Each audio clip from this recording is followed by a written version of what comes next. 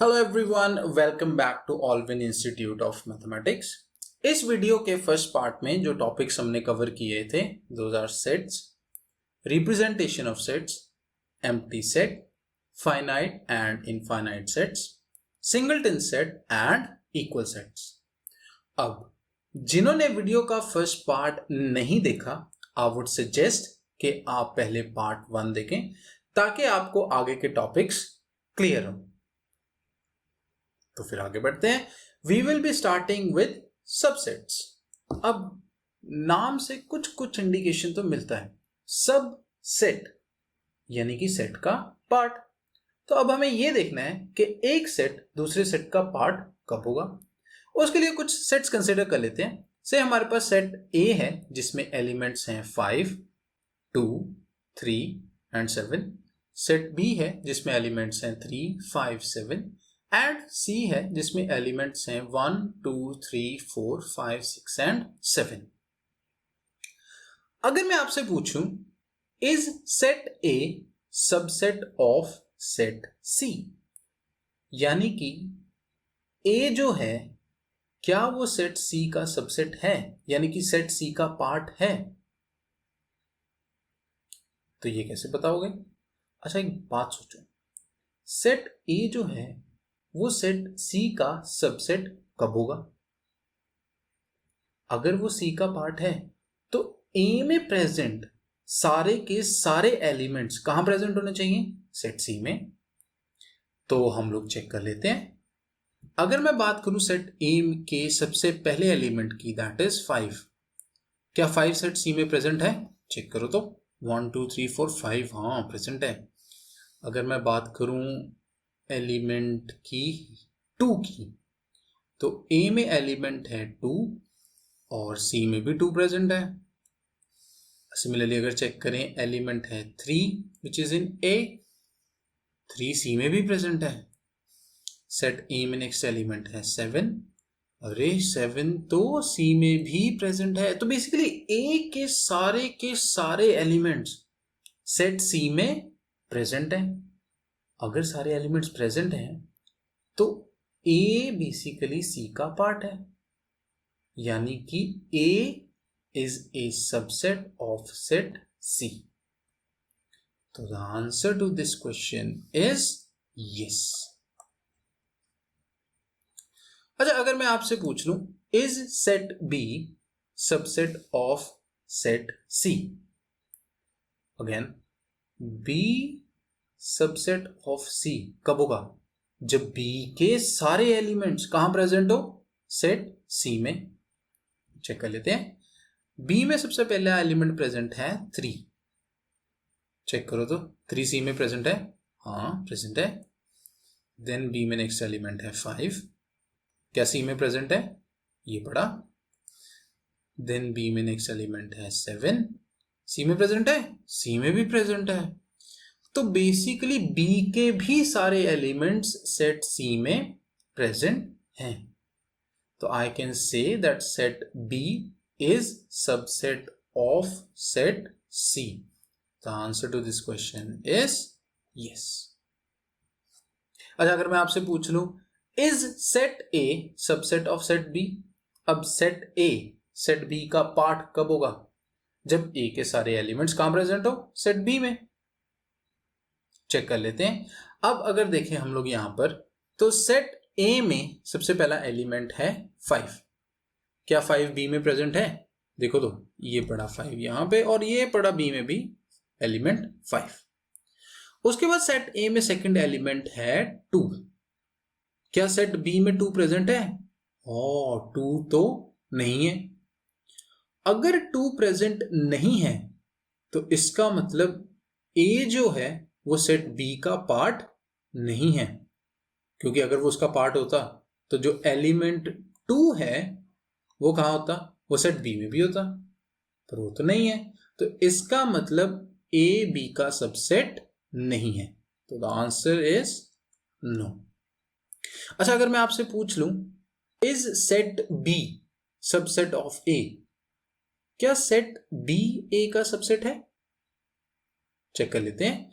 B में element से 3, क्या ए में प्रेजेंट है? प्रेजेंट है। उसके बाद हमारे पास बी में एलिमेंट है 5, क्या ए में प्रेजेंट है? बिल्कुल प्रेजेंट है। उसके बाद बी में प्रेजेंट है एलिमेंट 7, क्या सेट ए में प्रेजेंट है? हाँ प्रेजेंट है। तो बी के सारे एलिमेंट्स सेट ए में प्रेजेंट हैं। इसका मतलब B is a subset of set A. But अब मैं हर बार इतनी बड़ा फ्रेज थोड़ी लिखूंगा, A subset of C, B subset of C, नहीं। इसको लिखेंगे कैसे? देखो, फर्स्ट केस में हमारे पास आया A subset of C and the answer is yes, तो इसको डिनोट कैसे करेंगे? इसको लिखूंगा सेट ए। सबसेट के लिए हम जो सिंबल यूज करते हैं वो कुछ ऐसा है, A is a subset of C. Similarly set B की बात करें तो इस केस में भी यही था, B is a subset of C. अब थर्ड केस में देखो क्या आया था, ए सबसेट ऑफ बी नहीं था, तो I will write A subset का सिंबल डाला, इसको किया कट एंड साथ में आ गया सेट बी। तो this represents set A is not a subset of set B. Third case में अगेन हमारे पास ये सबसेट है, तो I can write set B is a subset of set ए।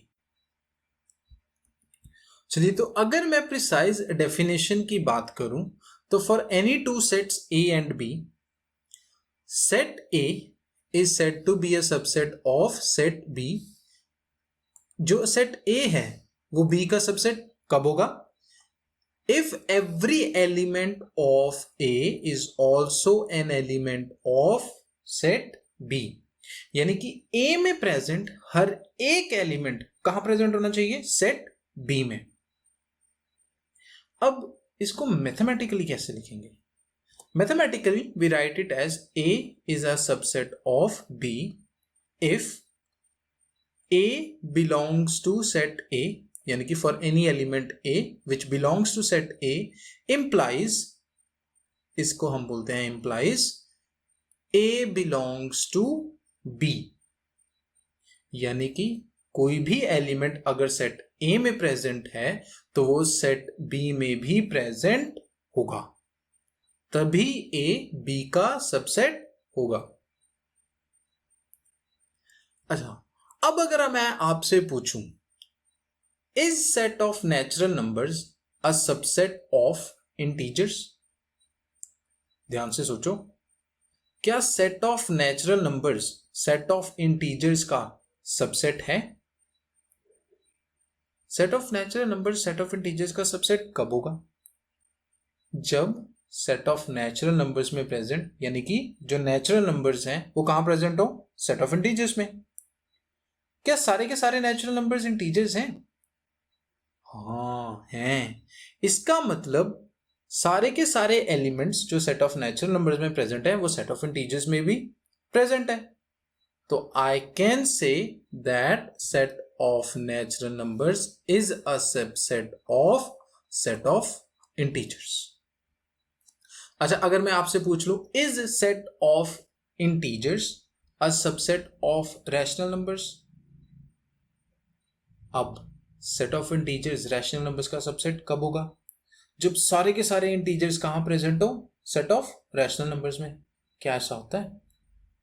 हाँ, every integer is a rational number. तो सारे के सारे इंटीजर्स कहां प्रेजेंट हैं? रैशनल नंबर्स के सेट में। तो set of integers is a subset of set of rational numbers. अगर मैं आपसे पूछूं, is set of real numbers a subset of rational numbers? ध्यान से सोचना इसको, क्या set of real numbers set of rational numbers का सबसेट होगा? अच्छा, ऐसा कब होगा? जब रियल नंबर्स में प्रेजेंट सारे एलिमेंट्स कहां प्रेजेंट हो? सेट ऑफ रैशनल नंबर्स में। एक एग्जांपल कंसीडर कर लेते हैं। से मैं बात करता हूं √3 की।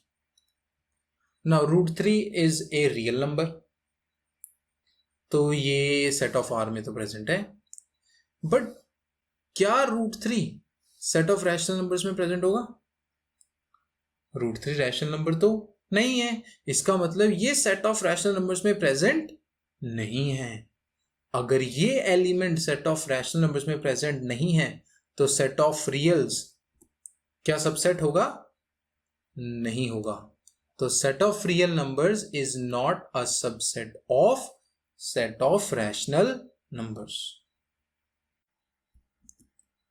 चलिए, तो next question is, if set x is equal to set of all x such that x is a parallelogram in a plane and y is equal to set of all y such that y is a rectangle in the plane. पूछा क्या गया है? Is x a subset of y? x जो है वो set y का subset कब होगा? जब x में प्रेजेंट सारे एलिमेंट्स कहां प्रेजेंट हो? सेट y में, यानी कि x में प्रेजेंट एलिमेंट्स y में प्रेजेंट हो। अब सेट x में एलिमेंट्स हैं क्या? Parallelograms in a plane. y में एलिमेंट्स क्या है? Rectangles in the plane. तो नाउ द क्वेश्चन इज, क्या सारे के सारे पैरेललोग्राम्स सेट ऑफ रेक्टेंगल्स में प्रेजेंट होंगे? सोचो ध्यान से। या फिर अगर मैं आपसे पूछूं, is every parallelogram a rectangle? क्या सारे पैरेललोग्राम्स रेक्टेंगल होते हैं? नहीं होते। अगर सारे के सारे पैरेललोग्राम्स रेक्टेंगल नहीं होते तो वो सेट ऑफ रेक्टेंगल्स में भी प्रेजेंट नहीं होंगे। और अगर वो सेट ऑफ रेक्टेंगल्स में प्रेजेंट नहीं है तो x is not a subset of y। तो आंसर इज नो। नेक्स्ट वो पूछता है, is y a subset of x? क्या y के सारे एलिमेंट्स सेट x में प्रेजेंट हैं? सेट x में है क्या? पैरेललोग्राम्स। y में है रेक्टेंगल्स। तो द क्वेश्चन इज, क्या सारे के सारे रेक्टेंगल्स सेट ऑफ पैरेललोग्राम्स में होंगे? या फिर मैं आपसे पूछ लूं, is every rectangle a parallelogram? हाँ, हर एक रेक्टेंगल पैरेललोग्राम तो है। तो अगर हर एक रेक्टेंगल एक पैरेललोग्राम है तो सारे के सारे रेक्टेंगल्स सेट ऑफ पैरेललोग्राम्स में होंगे। इसका मतलब सेट y के सारे एलिमेंट्स कहां प्रेजेंट हैं? सेट x में। तो y is a subset of set x। The answer is yes. अब अगर मैं आपसे पूछ लूं, for any set a, is a a subset of a? कोई भी सेट a उठा लो, क्या वो सेट a का सबसेट होगा? देखो, ए का सबसेट कब होगा? जब ए में प्रेजेंट सारे एलिमेंट्स कहां प्रेजेंट हो? ए में। ए के सारे एलिमेंट्स ए में तो प्रेजेंट ही है। तो every set is a subset of itself. ये ध्यान रखना, every set is a subset of itself. अच्छा, अगर मैं आपसे पूछ लूं, is empty set a subset of A? Empty set ए का सबसेट कब होगा? जब एम्प्टी सेट में प्रेजेंट सारे एलिमेंट्स कहां प्रेजेंट हो? सेट ए में। अरे एम्प्टी सेट में तो कोई एलिमेंट है ही नहीं। तो by default we agree to say that empty set is a subset of every set। Empty set जो है वो हर एक सेट का सबसेट होगा। क्लियर है? तो जो सेट है that is always a subset of itself and empty set is a subset of every set। आगे बढ़ते हैं। अब सबसेट्स के कुछ पॉइंट्स हैं जो आपको ध्यान में रखते हैं। For any two sets A and B, if A is a subset of B and B is a subset of A, then this implies A is equal to B। अब यहां पर ये जो सिंबल यूज हुआ है, this is use for double implication. Double implication का मतलब, अगर हमें गिवन है कि set A is a subset of set B and set B is a subset of set A, तो आई कैन से या this implies A is equal to B।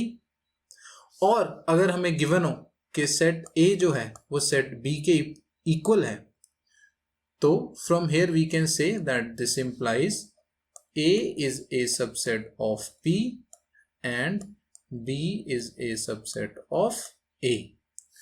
तो double implication का मतलब क्या है? अगर हमें लेफ्ट हैंड साइड गिवन है that is A is a subset of B and B is a subset of A, तो I can say that A is equal to B। और अगर हमें गिवन है कि A is equal to B, तो right hand side से हम लोग लेफ्ट हैंड साइड पे जा सकते हैं, यानी कि if A is equal to B then we can say that A is a subset of B and B is a subset of set A। Clear है? आगे बढ़ते हैं। अगर हमें गिवन हो A is a subset of B and A is not equal to B, then A को हम बोलेंगे प्रॉपर सबसेट एंड B को हम बोलेंगे सुपरसेट ऑफ A। एक एग्जांपल कंसीडर कर लेता हूं। सपोज सेट A है हमारे पास, सेट कंटेनिंग 1 2 एंड से 3। Now A should be a subset of B, तो मैं B सपोज कर लेता हूं सेट कंटेनिंग 1 2 3 एंड 4।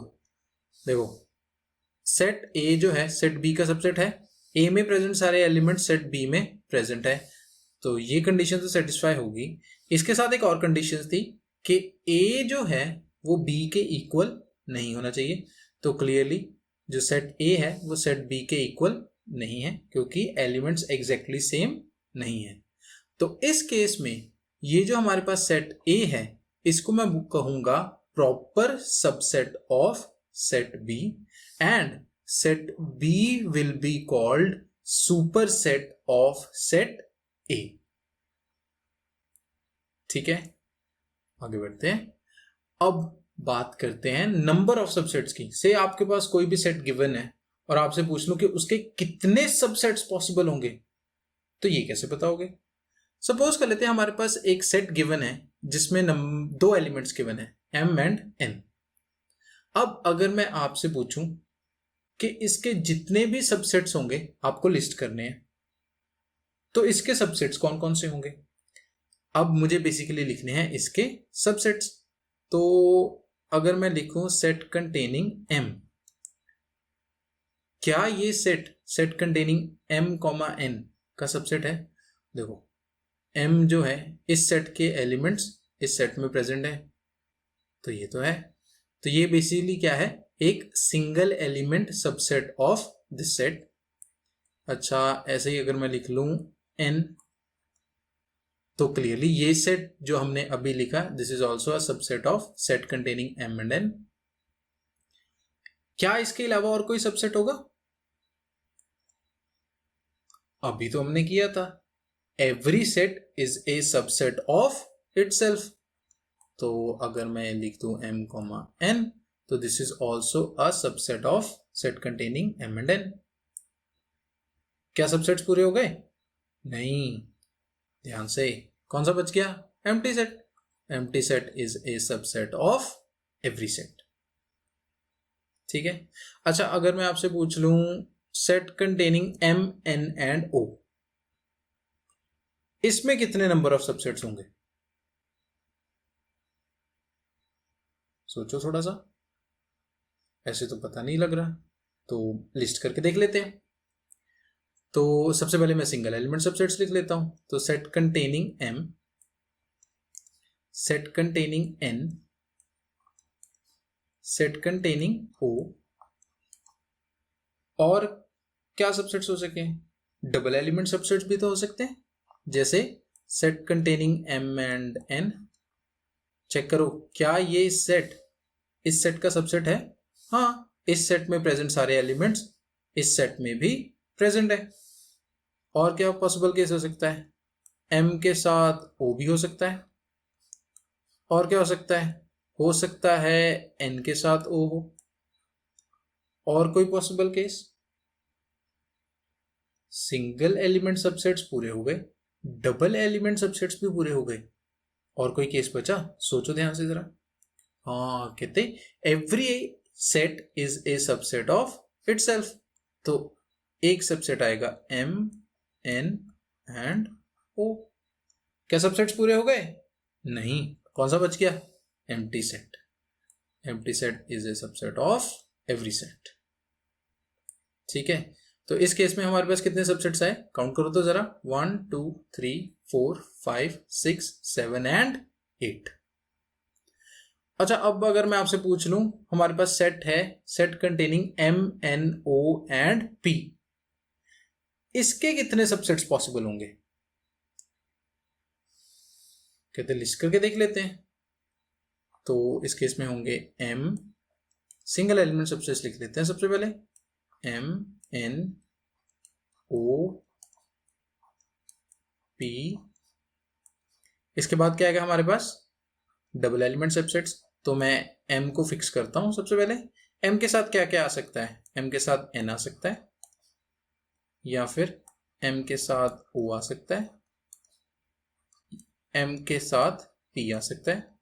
क्या M के साथ और कोई पॉसिबिलिटी है फॉर डबल एलिमेंट सबसेट? देखो तो जरा ध्यान से। M के साथ N आ गया, M के साथ O आ गया, M के साथ P आ गया, और कोई पॉसिबिलिटी नहीं है। तो मैं अब एलिमेंट N को फिक्स कर सकता हूं। क्या N के साथ M आएगा? M के साथ N रखूं या N के साथ M रखूं? सेट तो सेम बनेगा, तो नहीं आएगा। तो N के साथ नेक्स्ट एलिमेंट क्या आ सकता है? O। और क्या आ सकता है? N के साथ P। क्या N के साथ और कोई एलिमेंट आएगा? सारे केसेस एग्जॉस्ट हो गए। नेक्स्ट एलिमेंट पे आ जाता हूं, तो O के साथ M रख दूं। ये देखो, O के साथ M ऑलरेडी पड़ा है, नहीं रख सकते। अच्छा, O के साथ N रख दूं, फिर O के साथ N भी यहां पर है, तो ये सेट भी सेम हो जाएगा। तो O के साथ अब नेक्स्ट एलिमेंट क्या रख सकता हूं? फिर O के साथ आएगा P। ऑफ कोर्स इसके बाद एक और सेट आएगा, that is set containing M N O, यानी कि 3 एलिमेंट सबसेट्स। और क्या आएगा? अब Mn को फिक्स किया, तो Mn के साथ O, Mn के साथ और क्या आ सकता है? P। ठीक है, Mn के साथ और कोई पॉसिबिलिटी नहीं है, सारे के सारे केसेस एग्जॉस्ट हो गए। तो अब मैं नेक्स्ट 2 एलिमेंट्स फिक्स कर लेता हूं, से M एंड O। M और O के साथ और क्या आएगा? P। ठीक है, M और O के साथ कोई और पॉसिबिलिटी नहीं है। ठीक है, तो नेक्स्ट सबसेट के लिए अब N को फिक्स कर लेते हैं। N के साथ क्या आएगा? O and P। क्या और कोई सबसेट बचा? देखो ध्यान से। कहते हैं sir, set containing M N O and P, every set is a subset of itself. और कौन सा रह गया? Empty set. तो इस केस में टोटल नंबर ऑफ सबसेट्स कितने हुए? 1 2 3 4 5 6 7 8 9 10 11 12 13 14 15 एंड 16। अच्छा, अगर मैं आपसे अब पूछ लूं set containing M N O P Q R, कुल मिला के अराउंड 7 एलिमेंट्स हो गए। तो अगर किसी सेट में 7 एलिमेंट्स होंगे तो उसके नंबर ऑफ सबसेट्स कैसे होंगे, कितने होंगे? लिस्ट करोगे इतने सारे केसेस? देखो, 2 थे, यहां पर नंबर ऑफ एलिमेंट्स थे 2। अब इसको लिखते कैसे हैं? इसको लिखते हैं, अगर सपोज कर लूं ये सेट है A, तो number of elements in set A is equal to 2। Number of elements के लिए n, सेट A की बात हो रही है तो उसको रखा ब्रैकेट में, तो we read it as number of elements in set A is equal to 2। तो अगर A में 2 एलिमेंट्स थे तो उसके सबसेट्स कितने आए? 4। अगर A में 3 एलिमेंट्स थे तो सबसेट्स कितने आए? 8। अगर A में 4 एलिमेंट्स थे तो नंबर ऑफ सबसेट्स कितने आए? 16। कुछ ऑब्जर्व हुआ?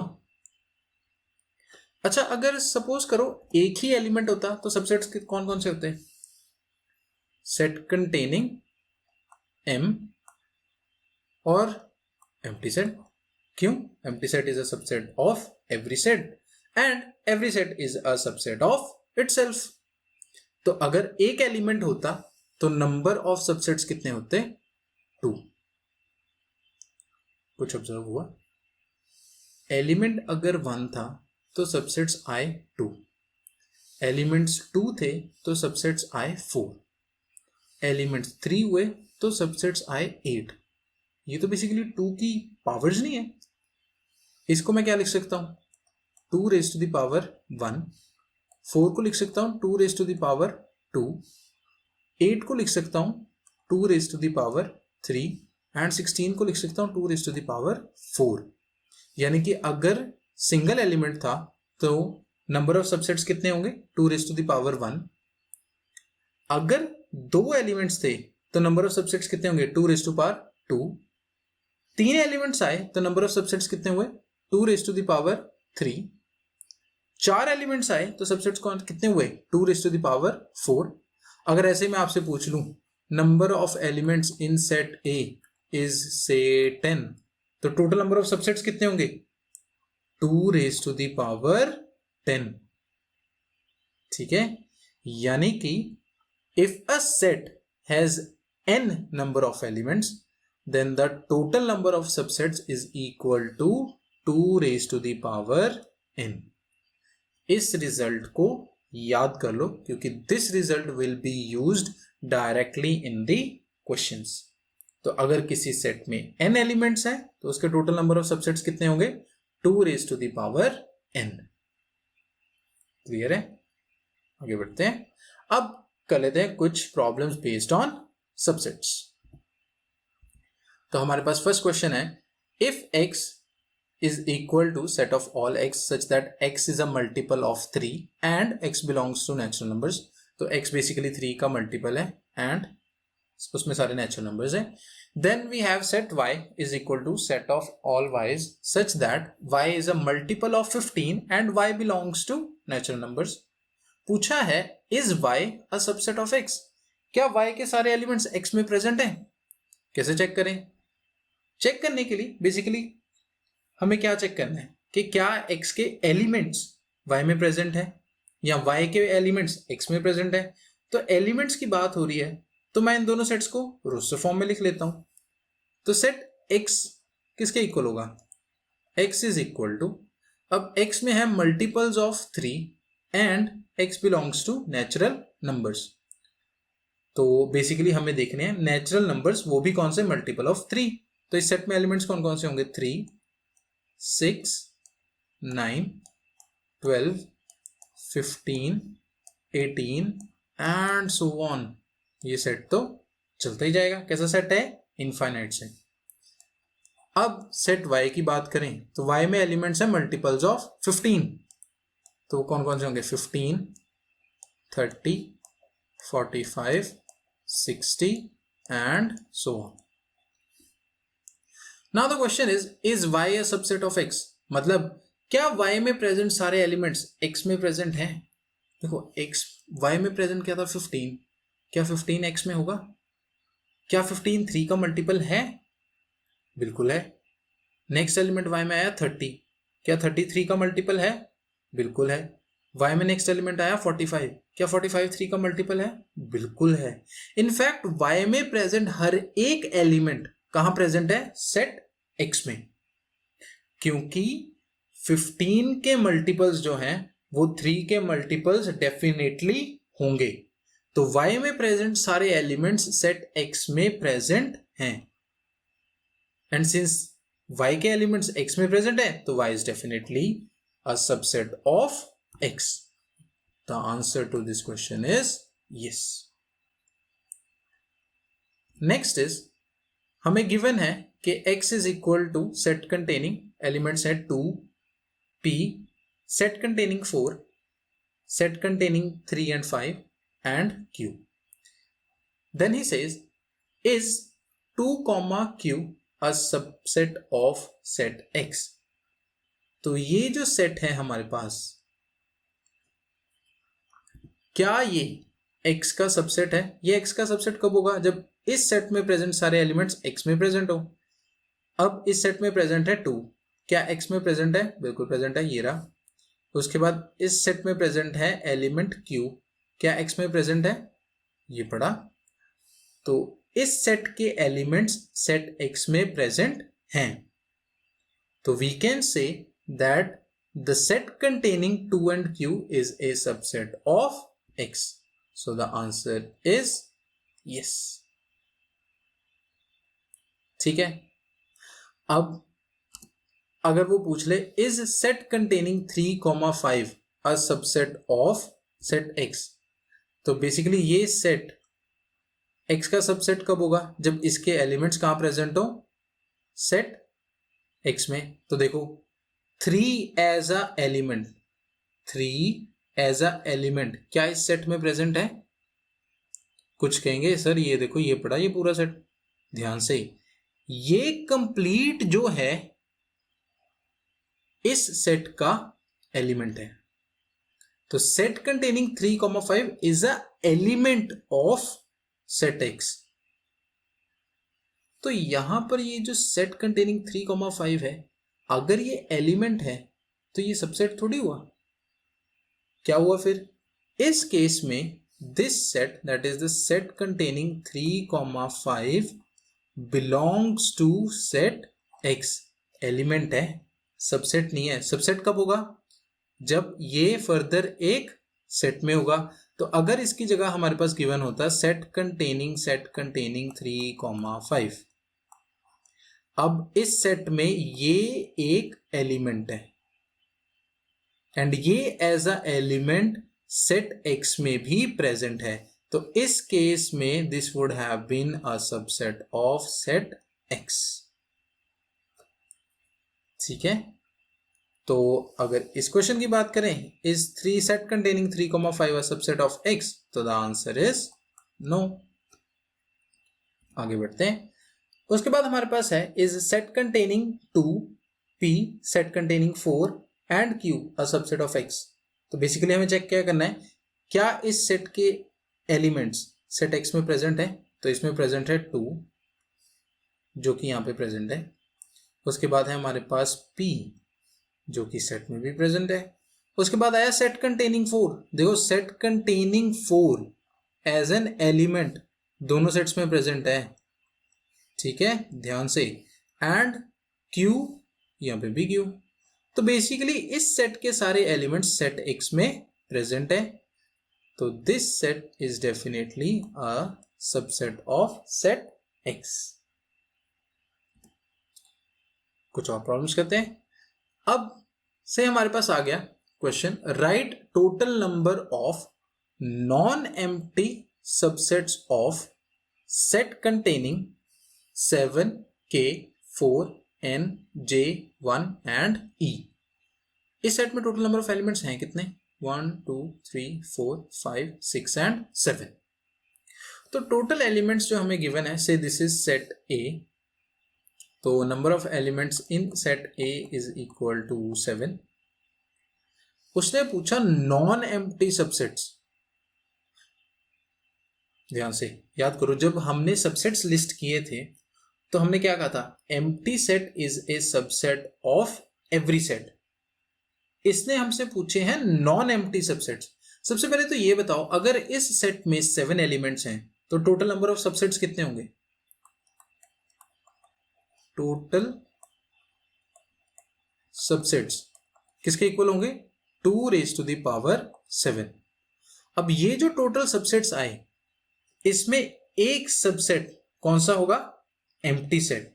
और इसने कौन से पूछे हैं? Non empty. तो मैं बेसिकली ये जो हमारे पास टोटल सबसेट्स आए, इसमें से 1 रिड्यूस कर दूंगा। तो जैसे ही मैं 1 रिड्यूस करूंगा, हमारे पास कौन से सबसेट्स बचे? Non empty subsets. अब 2 raised to power 7 कितना होता है? 128। तो 128 minus 1 is equal to 127. So the total number of subsets of this set is 127. Next is right all 3 element subsets of 1, 3, 5, 7 and 9। 3 element subsets का मतलब वो सारे सबसेट्स लिखने हैं जिनमें 3 एलिमेंट्स प्रेजेंट हो। तो लिखने के लिए हम बेसिकली एक ऑर्डर फिक्स कर लेंगे। फॉर एग्जाम्पल, मैं सबसे पहले 3 एलिमेंट्स लिखने हैं, तो मैं 1 और 3 को फिक्स करता हूं और उसके बाद देखता हूं और कौन कौन से एलिमेंट्स पॉसिबल होंगे। अगर मैंने 1 और 3 को फिक्स किया तो मैं इसके साथ क्या रख सकता हूं, 5 को। ये एक 3 एलिमेंट सबसेट हुआ। सिमिलरली अगर मैंने 1 और 3 को फिक्स किया तो नेक्स्ट पॉसिबिलिटी क्या है, इसके सेट में क्या आ सकता है, 7। अच्छा, अगर मैं फिर से 1 और 3 को फिक्स रखते हुए, और क्या आ सकता है इसके साथ, 9। क्या 1 और 3 के साथ कोई और एलिमेंट आएगा, देखो तो 1 और 3 के साथ जब हमने 1 और 3 को फिक्स रखा तो 5 आ गया, 1 और 3 के साथ 7 भी आ गया, 1 और 3 के साथ 9 भी आ गया। तो बेसिकली 1 और 3 के साथ सारी पॉसिबिलिटीज कवर हो गई। अब से मैं 1 और 5 को फिक्स कर देता हूं, तो 1, 5 के साथ क्या 3 आएगा, 1, 5 एंड 3, 1, 3 एंड 5। ये सेट और ये सेट तो सेम ही हो जाएंगे। तो 1, 5 के साथ 3 नहीं आएगा, तो 1, 5 के साथ नेक्स्ट पॉसिबिलिटी किसकी है, 7 की। तो 1, 5, 7। और कौन सा हो सकता है, 1 और 5 के साथ क्या आ सकता है, 1, 5 एंड 9। क्या 1 और 5 के साथ और कोई पॉसिबिलिटी होगी, देखो ध्यान से, 1 और 5 के साथ और कोई भी पॉसिबिलिटी नहीं है। आगे बढ़ते हैं, तो मैं 1 के साथ अब फिक्स कर देता हूं 7 को। अब 1 और 7 के साथ क्या आ सकता है, 9, और कोई एलिमेंट नहीं आएगा। इसके बाद अब 1 के साथ सारे केसेस हो गए, तो अब मैं फर्स्ट एलिमेंट फिक्स कर देता हूं, से 3। अब अगर मैं 3 के साथ 1 फिक्स करूंगा तो ये सारे केसेस ही हो जाएंगे। तो मैं 3 के साथ अब 5 फिक्स कर देता हूं। 3 और 5 के साथ नेक्स्ट एलिमेंट क्या आ सकता है, 7, बिल्कुल। और 3 और 5 के साथ 9। क्या 3 और 5 के साथ और कोई पॉसिबिलिटी नहीं है। तो आगे बढ़ते हैं हम 3 और 7 के साथ। 3 और 7 के साथ क्या आ सकता है, 9, और कोई पॉसिबिलिटी नहीं है। आगे बढ़ते हैं, अब 1 फिक्स कर लिया, 3, 5 फिक्स कर लिया, तो अब 5 फिक्स कर लेते हैं। 5 के साथ क्या आएगा, 7 एंड 9। क्या और कोई पॉसिबिलिटी है। अब अगर मैं 7 फिक्स करूंगा तो 7 के साथ रखूंगा 9, 9 के साथ रखना पड़ेगा 1, 3 या 5 में से कुछ। अगर मैं 7, 9 के साथ 1 रखूंगा तो 7, 9 के साथ 1 ये पड़ा। 7, 9 के साथ अगर 3 रखूंगा तो 7, 9 और 3 ये पड़ा। अगर मैं 7, 9 के साथ 5 रखूंगा तो 7, 9 एंड 5 ये पड़ा। तो बेसिकली 3 एलिमेंट सबसेट्स कौन कौन से होंगे, set containing 1, 3, 5, set containing 1, 3, 7, set containing 1, 3, 9, 1, 5, 7, set containing 1, 5, 9, set containing 1, 7, 9 and rest of these। तो बेसिकली ये सारे सबसेट्स होंगे। चलिए तो आगे बढ़ते हैं, एक एग्जांपल कंसीडर करते हैं। से हमारे पास सेट ए है जिसमें एलिमेंट्स हैं 3 एंड 5। अगर मैं आपसे कहूं कि आपको सेट ए के सारे सबसेट्स लिखने हैं तो लिख दोगे, कौन कौन से होंगे, सेट कंटेनिंग 3, यानी कि सबसे पहले कौन से होंगे, सिंगल एलिमेंट सबसेट्स। इसके बाद क्या आएगा, सेट कंटेनिंग 5। अब सिंगल एलिमेंट सबसेट और कोई पॉसिबल नहीं है, तो उसके बाद आएंगे हमारे पास डबल एलिमेंट सबसेट।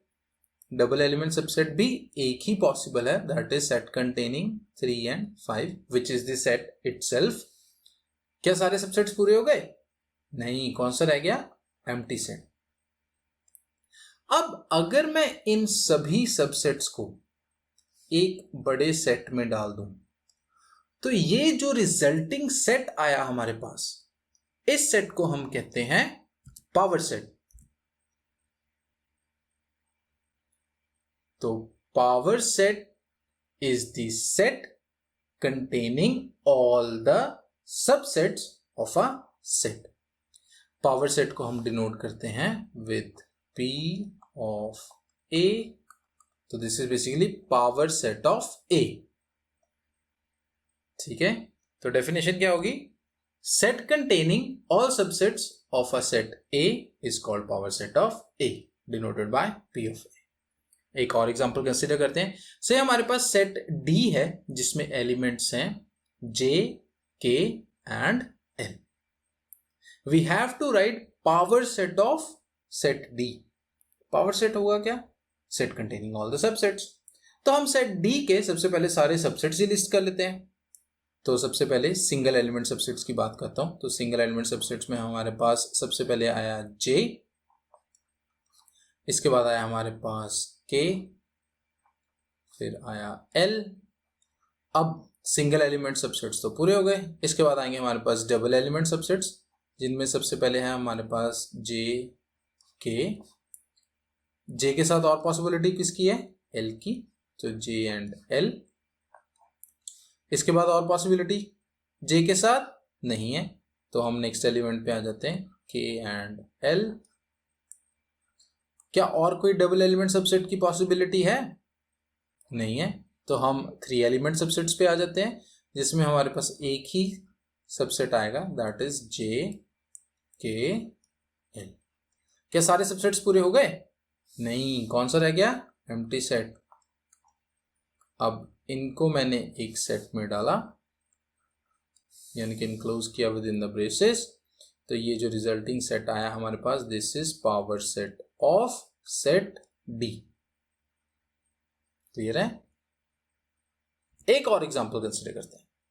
से हमारे पास गिवन है कि number of elements in a set Z is 4।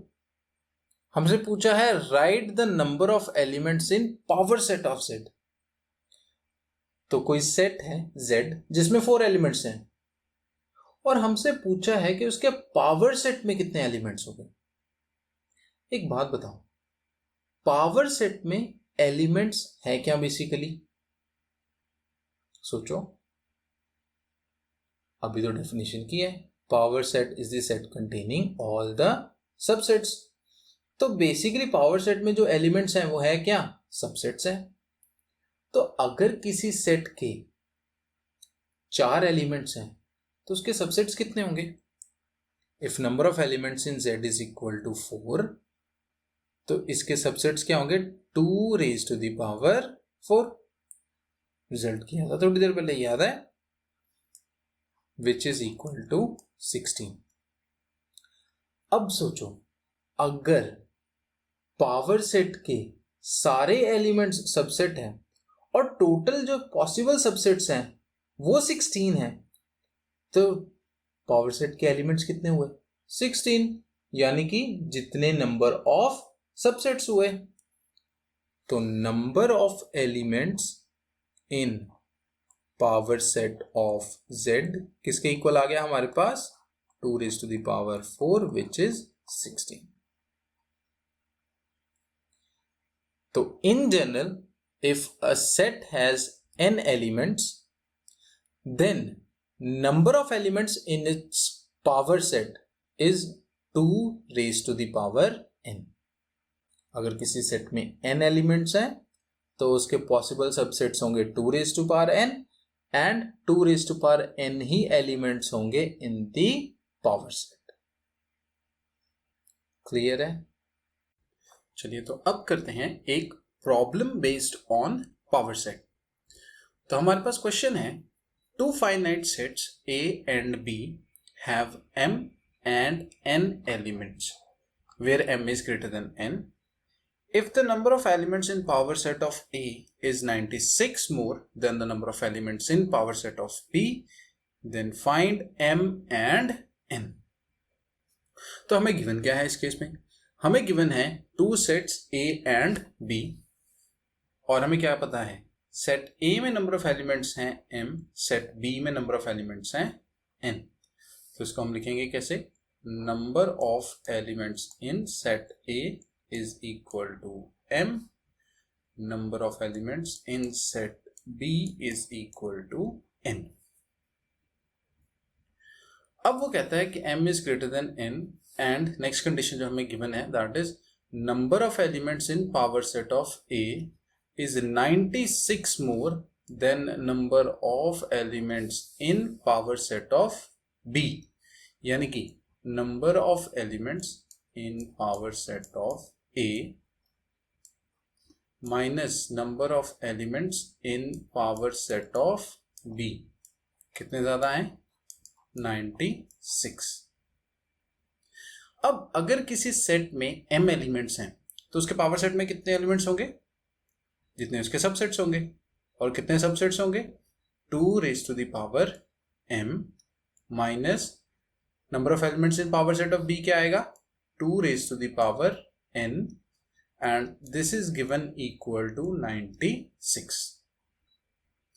अब हमारे पास m और n में एक कंडीशन आ गई जिसका यूज करके हमें m एंड n इवेल्युएट करना है. अब आगे प्रोसीड कैसे करें? अभी तक हमने एक कंडीशन का यूज नहीं किया. कौन सी? m is greater than n. अगर m n से ग्रेटर है तो बेसिकली ये है 2 raised to the power m and ये है 2 raised to the power n. तो 2 raised to the power m जो है वो 2 raised to the power n से बड़ा होगा. तो मैं 2 raised to the power n इन दोनों में से क्या ले सकता हूं? कॉमन.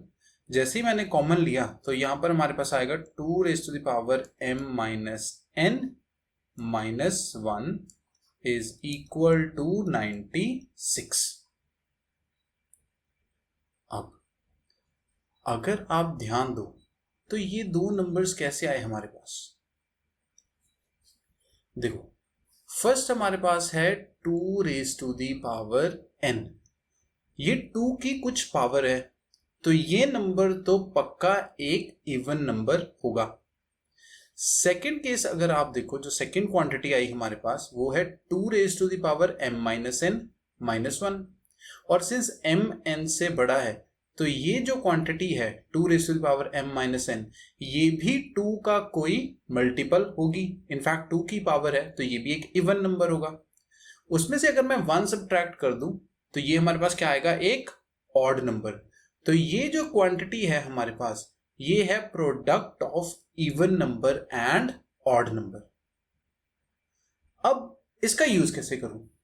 इसका यूज करने के लिए मैं 96 के फैक्टर्स बना लेता हूं. तो 96 के फैक्टर्स क्या बनेंगे हमारे पास? तो ये आ गया हमारे पास 2 raised to the power n 2 raised to the power m minus n minus 1 is equal to, तो ये आ जाएंगे 2 into 2 into 3. चेक कर लो. 2 to the 4 to the 8 to the 16 to the 32 into 3 is 96. अब इसको मैं लिख सकता हूं 2 raised to the power 5 into 3 और हमारे पास लेफ्ट हैंड साइड पे है 2 raised to the power n into 2 raised to the power m minus n minus 1.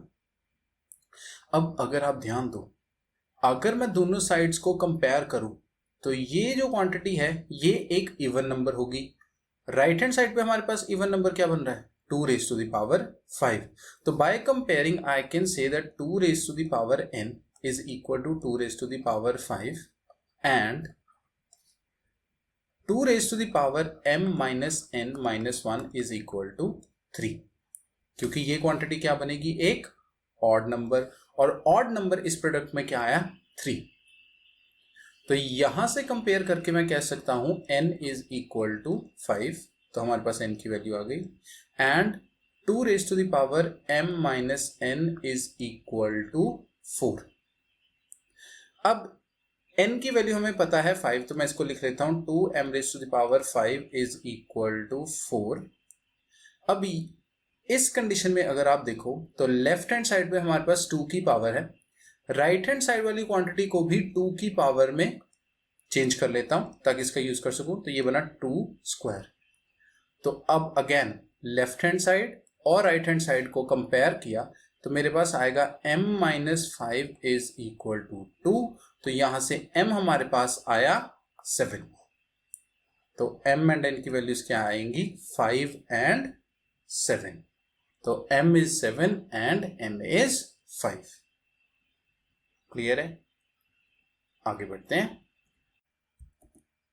चलिए, तो अब एक केस कंसिडर कर रहा हूं. से हमारे पास 3 सेट्स गिवन हैं. सेट ए जिसमें एलिमेंट्स हैं 1 2 3 4, सेट बी जिसमें एलिमेंट्स हैं 3 4 5 7 एंड 9, एंड सेट सी जिसमें एलिमेंट्स हैं 1 2 3 4 5 6 7 8 एंड 9.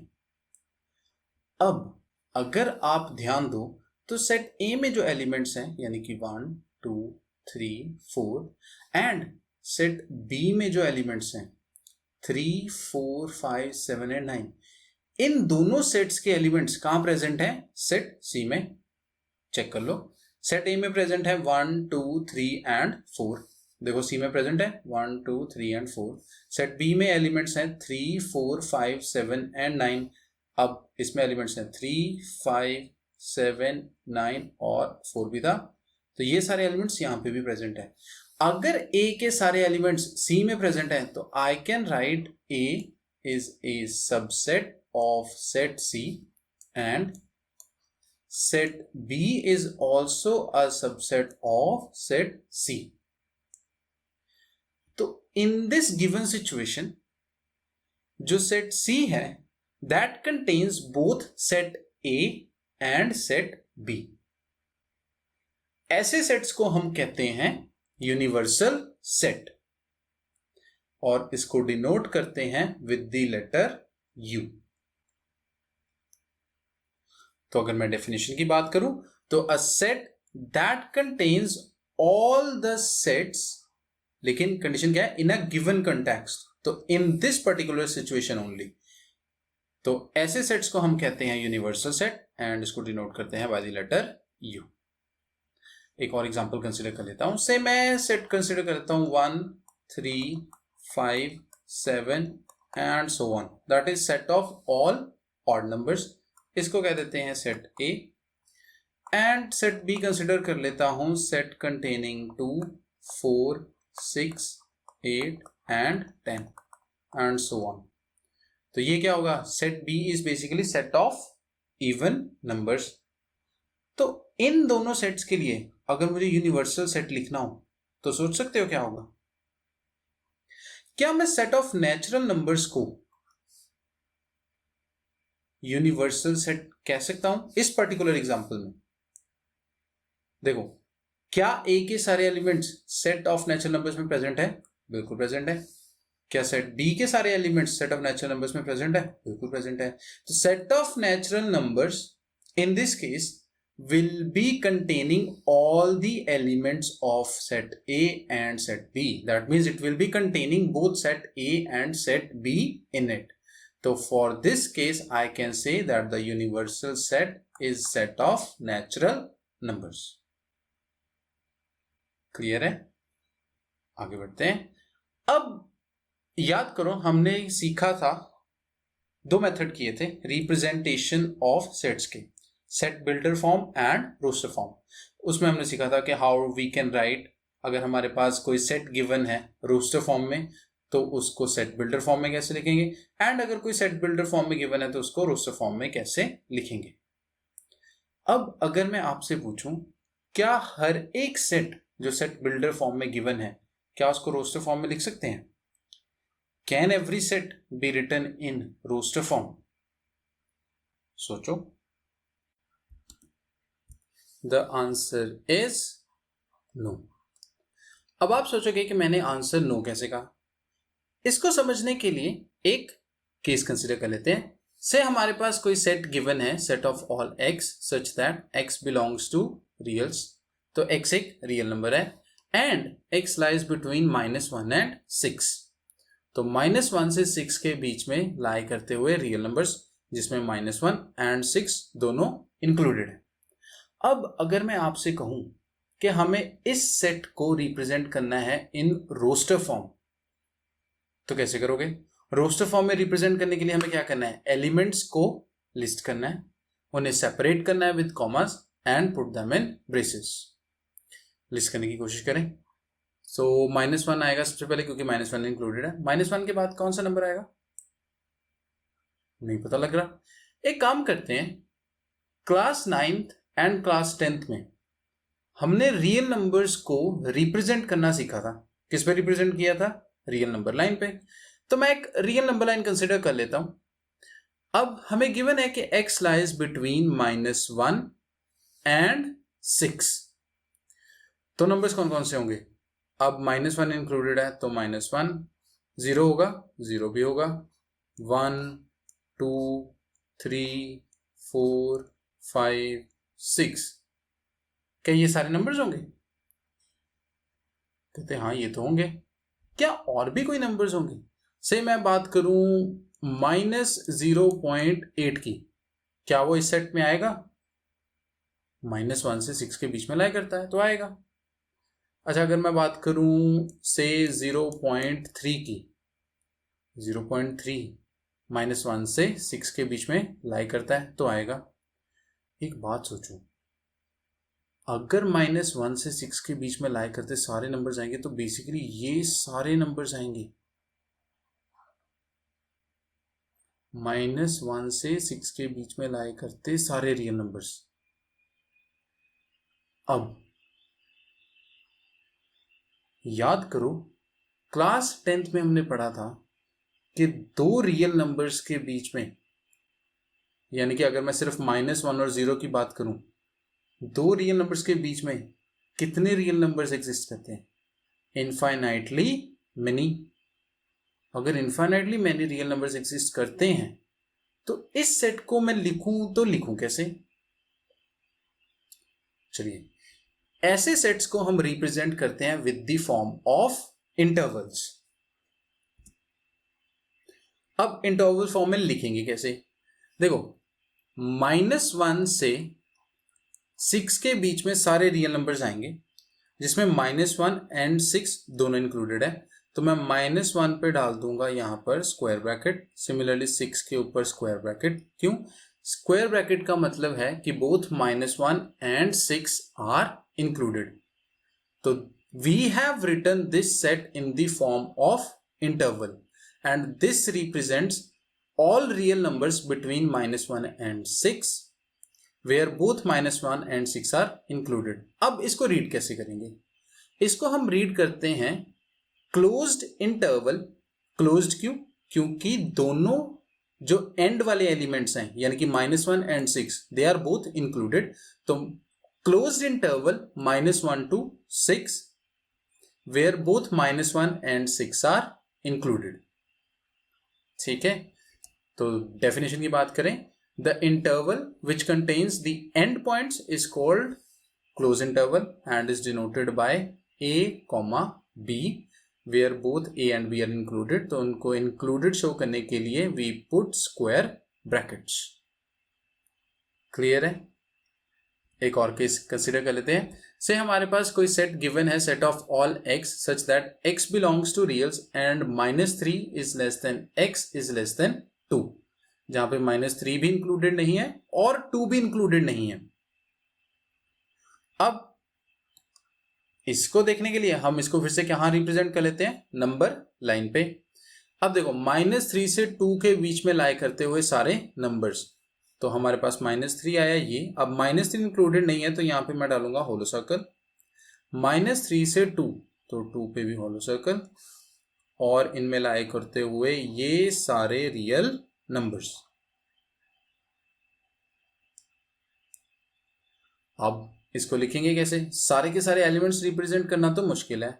अभी हमने क्या सीखा था? Interval form. तो इसको भी इंटरवल्स में लिख लेता हूं। तो इसको लिखूंगा -3 से 2 तक, तो -3, 2। अब -3 और 2 दोनों इंक्लूडेड नहीं है तो यहां पर आएंगे राउंड ब्रैकेट्स। इसको हम रीड कैसे करेंगे? Open interval -3 to 2 where both -3 and 2 are not included। So this is basically an open interval। So the interval which does not contain the endpoints is called open interval and is denoted by a, v, किसमें? Round brackets में, where both a and b are not included। चलिए, तो एक और case consider कर लेते हैं। से हमारे पास सेट गिवन है, set of all x such that x belongs to reals and 0 is less than x is less than 4. अब इस केस में भी हम इसको लिखेंगे तो इन द फॉर्म ऑफ इंटरवल्स. अब इस केस में देखो 0 से लेके 4 के बीच में सारे रियल नंबर्स. 0 पे है इक्वलिटी तो 0 इज इंक्लूडेड. अब 0 इंक्लूडेड है तो यहां पर आएगा square bracket, and 4 not included है तो 4 पे आएगा राउंड ब्रैकेट. तो this is how we will be representing this set. अब इसको रीड कैसे करेंगे? इसको रीड करेंगे as open interval 0 to 4. Open क्यों? क्योंकि ये एक एंड से ओपन है. तो open interval 0 to 4 where 0 is included and 4 is not included. Similarly, अगर एक और केस कंसिडर कर लेते हैं, say set of all x such that x belongs to reals and 1 is less than x is less than equal to 7. तो x लाई कर रहा है 1 से 7 के बीच में. तो इसको कैसे लिखेंगे? 1 to 7. 1 is not included तो यहां पर आएगा round bracket, and 7 is included तो यहां पर आएगा स्क्वायर ब्रैकेट. इसको रीड कैसे करेंगे? अब ओपन इंटरवल 1 to 7. ओपन क्यों? ये भी एक एंड से ओपन है. तो open interval 1 to 7 where 1 is not included and 7 is included. ठीक है, क्लियर है इंटरवल्स. चलिए अब कुछ प्रॉब्लम्स कर लेते हैं बेस्ड ऑन इंटरवल्स. से हमारे पास फर्स्ट है write the following sets as intervals. First है x belongs to reals and -3 is less than equal to x is less than 7. तो -3 से 7 के बीच में. -3 क्या है? इंक्लूडेड तो यहां पर आएगा हमारे पास स्क्वायर ब्रैकेट. 7 इंक्लूडेड नहीं है तो यहां पर आएगा हमारे पास राउंड ब्रैकेट. सेकेंड केस पे दे रहे हमारे पास है x belongs to reals. 4 is less than equal to x is less than equal to 9. तो इस केस में क्या होगा? 4 से 9 के बीच में सारे रियल नंबर्स. 4 इंक्लूडेड है तो यहां पे स्क्वायर ब्रैकेट. 9 भी इंक्लूडेड है तो स्क्वायर ब्रैकेट. अब नेक्स्ट केस है, कहता है x belongs to reals and x is less than और इक्वल टू 3. 3 या 3 से कम सारे रियल नंबर्स. ये कैसे लिखें? इस केस को मैं सबसे पहले नंबर लाइन पे रिप्रेजेंट कर लेता हूं ताकि थोड़ी सी क्लैरिटी हो जाए. तो से ये है 0, this is 1, this is 2, 3. Similarly -1, -2 and -3. अब इस केस में देखो 3 है इंक्लूडेड तो मैं यहां पर डार्क सर्कल बना लेता हूं. अब वो कहता है 3 एंड 3 से छोटे सारे रियल नंबर्स. 3 से छोटे सारे रियल नंबर्स कहाँ होंगे? नंबर लाइन पे on the left hand side. तो ये सारे रियल नंबर्स लिखने हैं. अब देखो नंबर्स क्या होंगे? -3, -4 एंड सो ऑन चलते जा रहे हैं. कहां तक? -इनफिनिटी तक. तो इसको लिखूंगा -infinity to 3. -Infinity not included. ये ओपन एंडेड क्यों है? क्योंकि ये बढ़ता ही जा रहा है नेगेटिव डायरेक्शन में विदाउट बाउंड. एंड ये जो हमारे पास 3 आया, 3 इंक्लूडेड है तो यहां पर आएगा स्क्वायर ब्रैकेट. क्लियर है? Next question is right the following intervals in set builder form. तो सेट बिल्डर फॉर्म में लिखना है. फर्स्ट केस में हमारे पास इंटरवल है -7 to 13 where -7 is not included and 13 is included. तो इसको लिख लेते हैं set of all x such that x क्या है? एक रियल नंबर. एंड अब -7 से 13 के बीच में, तो -7 से 13 के बीच में लाइक करना चाहिए x. अब देखो 13 इंक्लूडेड है तो 13 पे इक्वालिटी आएगी और -7 इंक्लूडेड नहीं है तो -7 पे इक्वालिटी नहीं आएगी. ये आ गया हमारे पास the set of real numbers from -7 to 13 in set builder form. Second set भी लिख लेते हैं. Set of all x such that x belongs to reals. कहां से लेके? 12 से लेके 23 तक. तो 12 is less than x is less then 23. अब देखो 23 इंक्लूडेड नहीं है तो 23 अगर इंक्लूडेड नहीं है तो यहाँ पे इक्वालिटी नहीं आएगी, 12 इंक्लूडेड है तो यहाँ पर इक्वालिटी आएगी।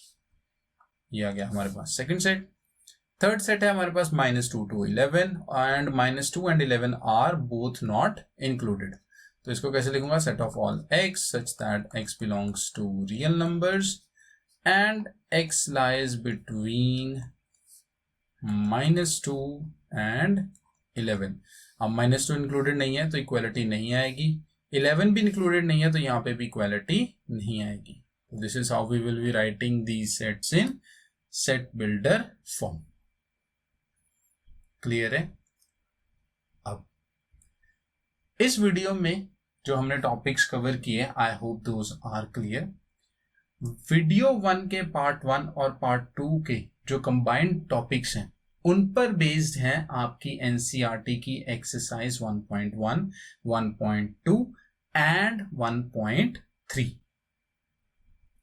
तो अगर ये टॉपिक्स क्लियर हैं तो go and try these exercises. मैं जल्दी ही एक वीडियो अपलोड करूंगा जिसमें मैं इन तीनों एक्सरसाइजेस के जो क्वेश्चंस मुझे लगेंगे डाउटफुल हो सकते हैं उनकी एक डिस्कशन करूंगा ताकि आपके डाउट्स क्लियर हो जाए। एंड इन केस अगर आपके कुछ डाउट्स पेंडिंग रह जाते हैं तो you can contact me on Facebook और इंस्टाग्राम, और you can even let me know about your problems in the comment section. तो do like, share and subscribe the channel for further updates.